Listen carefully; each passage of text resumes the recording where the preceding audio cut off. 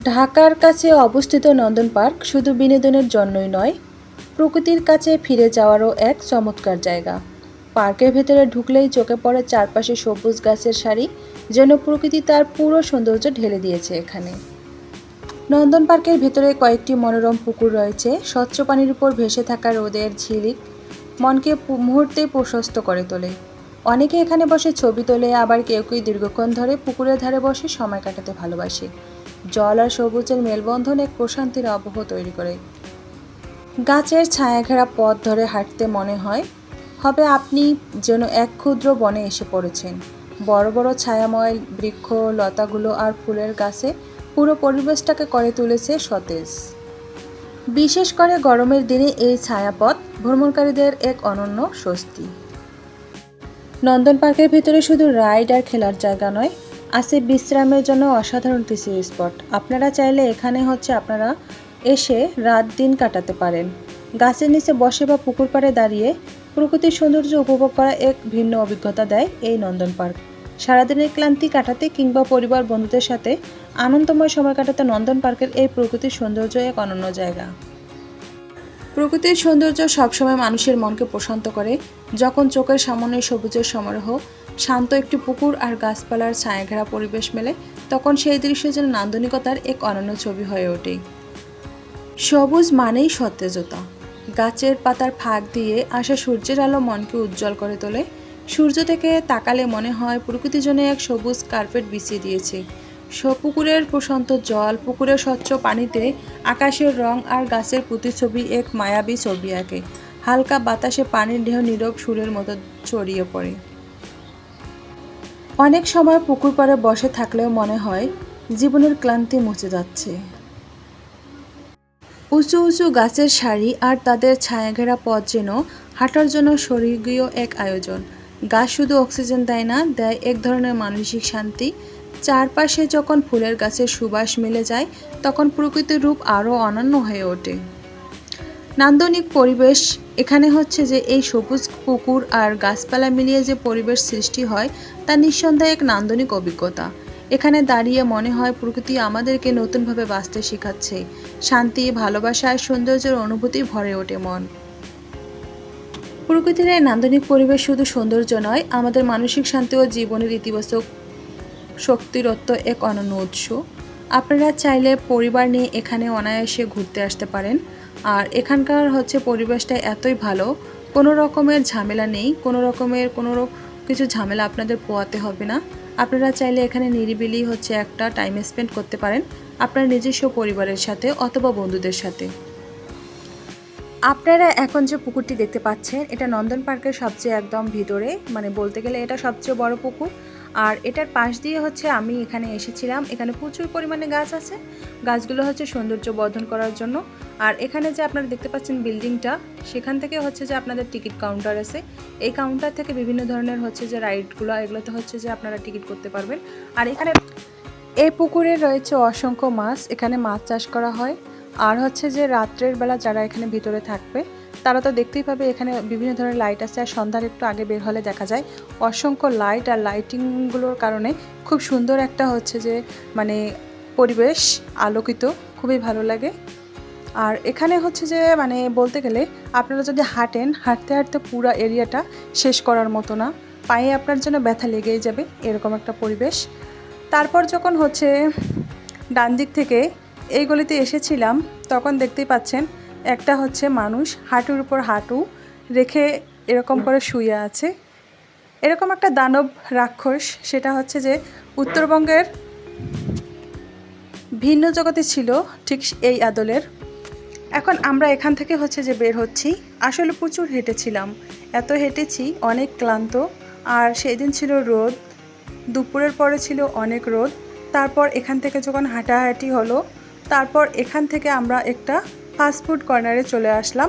এখানে পাওয়া যায় ফুচকা, চটপটি, কফি, অনেক কিছুই। তো এখানে কিছু একটা খাওয়ার জন্য আমরা বসবো।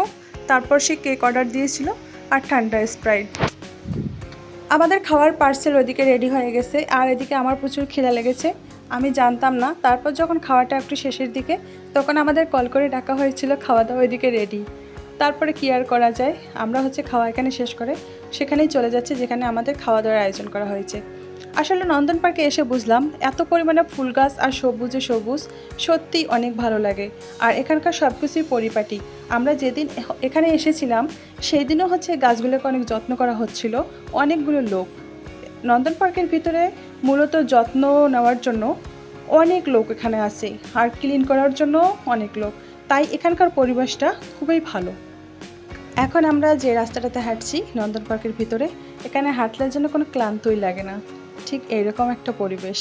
আর আমার যে ডান সাইডে দেখতে পাচ্ছেন এখানে রয়েছে বাংলোগুলো, যেখানে হচ্ছে বিভিন্ন ধরনের মানুষগুলো এখানে এসে টাইম ওয়েস্ট করতে পারে অথবা হচ্ছে রাত দিন কাটাতে পারে।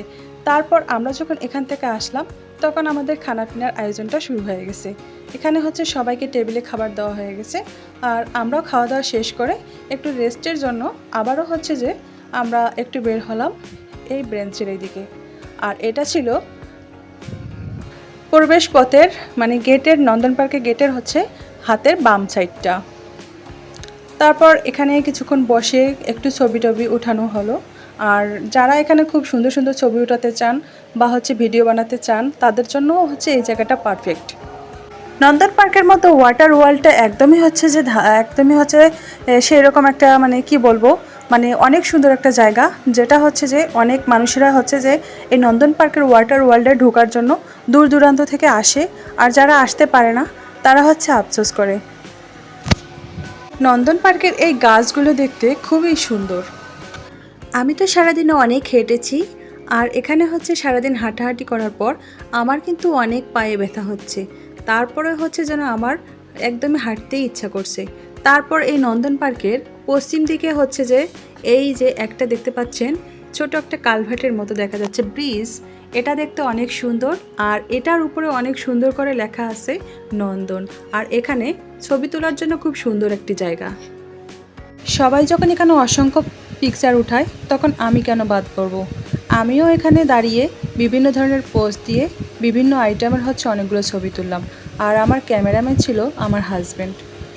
এই যে দেখতে পাচ্ছেন ব্রিজটা, এর নিচে হচ্ছে ঝর্ণা, অসংখ্য হচ্ছে যেখানে মাছ আছে ছোট ছোট, সেগুলো হচ্ছে এখানে আটকানো।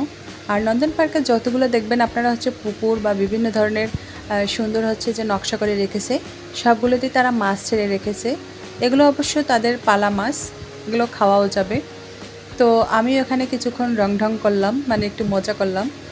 তারপর হচ্ছে যে এখান থেকে নেমে তারপরে বিভিন্ন জায়গায় আবারও ঘুরবো। আপনারা সম্পূর্ণ ভিডিওটি দেখতে থাকবেন, স্কিপ করবেন না। আপনার এই ভিডিওটা দেখলে হচ্ছে নন্দন পার্কের দেখা হয়ে যাবে। যারা হচ্ছে নন্দন পার্কে আসতে পারবেন না তারা হচ্ছে যে এই ভিডিওর মাধ্যমে দেখে নিতে পারবেন। আর আমার চ্যানেলটা যদি সাবস্ক্রাইব করা না থাকে অবশ্যই সাবস্ক্রাইব করে দেবেন। তারপর হচ্ছে আমার নোটিফিকেশন যে বেল আইকন বাটনটা আছে ওইটা হচ্ছে যে প্রেস করে দিবেন, তাহলে যে কোনো ভিডিও আপলোড করলে আপনারা হচ্ছে যে খুব তাড়াতাড়ি হচ্ছে যে আমার ভিডিওটা পেয়ে যাবেন। আর এখানে এই পুকুর পাড়ের চারপাশে ছেলে মেয়ে কাপল, তারপর হচ্ছে যে অনেক মানে যারা ফ্যামিলি নিয়ে আসে বাচ্চাদের দোল খাওয়ানোর জন্য এখানে দোলনাও আছে আর বিভিন্ন ধরনের ফুল। আমরাও কিছুক্ষণ এখানে একটু জিরিয়ে নিলাম, খুবই ভালো লেগেছে, একটু ঠান্ডা আর পুকুরের হচ্ছে ঠান্ডা বাতাস, শীতল লাগছে। এখানে কিছু আমরা ঠান্ডা হচ্ছে খেলাম, কিছুক্ষণ বসে থাকলাম, থাকার পরে হচ্ছে ভালো লাগছিলো। আসলে এরকম একটা পরিবেশ অনেক দিন ধরে আসা হয় না, বেশ কিছুদিন অনেক দিনই পর হচ্ছে যে এখানে আসা হলো। পার্কের মধ্যে এভাবে একটা টাইম স্পেন্ড করা হয় না অনেক দিন ধরেই। তো দেখতেই পাচ্ছেন কত সুন্দর একটা পরিবেশ। আপনারা চাইলেও হচ্ছে যে এখানে চলে আসতে পারেন। যারা হচ্ছে সাভারের কাছে ঢাকায় এবং গাজীপুরের কাছেই থাকেন তারা হচ্ছে খুব সহজেই এই নন্দন পার্কে এসে ঘুরে যেতে পারেন। তো আমার ভিডিওটি কেমন লাগলো অবশ্যই কমেন্ট করে জানাবেন। আর আমার চ্যানেলটা সাবস্ক্রাইব করা না থাকলে অবশ্যই সাবস্ক্রাইব করে দেবেন। তো সবাই আজকে ভালো থাকবেন, আজকের মতো বিদায়, আল্লাহ হাফেজ।